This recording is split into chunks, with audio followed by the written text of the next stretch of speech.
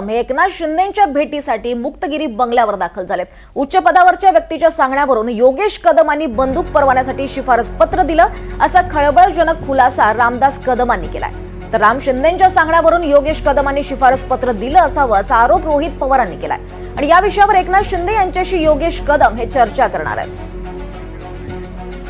अधिक माहिती घेऊयात आमचे प्रतिनिधी जुई जाधव यांच्याकडून। जुई, खरं तर आता महत्त्वाची घडामोड घडतीये। राज्यमंत्री योगेश कदम एकनाथ शिंदेंच्या भेटीसाठी दाखल झालेत। काय या भेटीचं कारण असावं नेमकं? दीपाली, आपण पाहतोय गृहराज्यमंत्री योगेश कदम यांचं नाव पुन्हा एकदा गेल्या काही दिवसांपासून चर्चेत आहे। ते नाव यासाठी चर्चेत आहे कारण का त्यांनी शस्त्र परवाना निलेश घायवळ यांचा भाऊ सचिन घायवळ यांना दिला।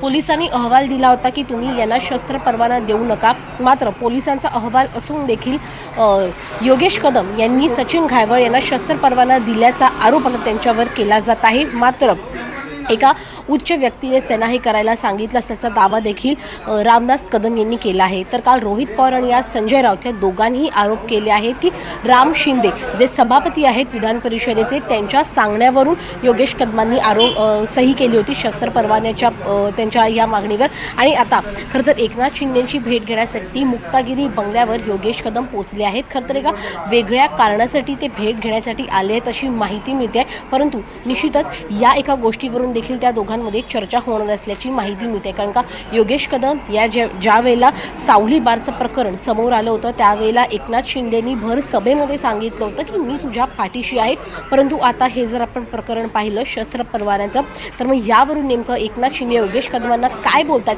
पाठीशी घालतायत का नेमकं त्यांना कशा प्रकारे मार्गदर्शन करतात याची देखील चर्चा आतमध्ये होण्याची शक्यता आहे। कारण का रामदास कदम यांनी सांगितलं आहे की योगेश कदम यांच्यावरती दबाव टाकला गेला होता एका उच्च व्यक्तीकडून जी मंत्र्यांना देखील आदेश देऊ शकते, त्यांनीच योगेश कदमांना भाग पाडलं त्या पत्रावर त्या शिफारसीवर सही करण्यासाठी, आणि त्यामुळे योगेश कदमांनी सही केली। ते नाव देवेंद्र फडणवीसांना योगेश कदम यांनी सांगितलं असल्याचं देखील रामदास कदम यांनी सांगितलं आहे, परंतु आपल्या पक्षाचे नेते एकनाथ शिंदे आहेत त्यामुळे त्यांच्याशी देखील चर्चा करण्यासाठी योगेश कदम हे आता त्यांची भेट घेत असल्याची देखील माहिती मिळते।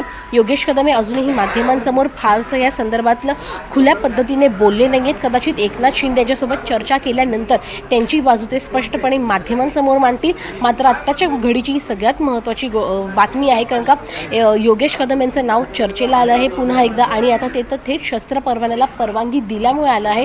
त्या संदर्भात चर्चा करण्यासाठी ते आता एकनाथ शिंदेंसोबत गेले असल्याची देखील माहिती मिळते। दीपाली, निश्चितच धन्यवाद या सविस्तर माहितीसाठी।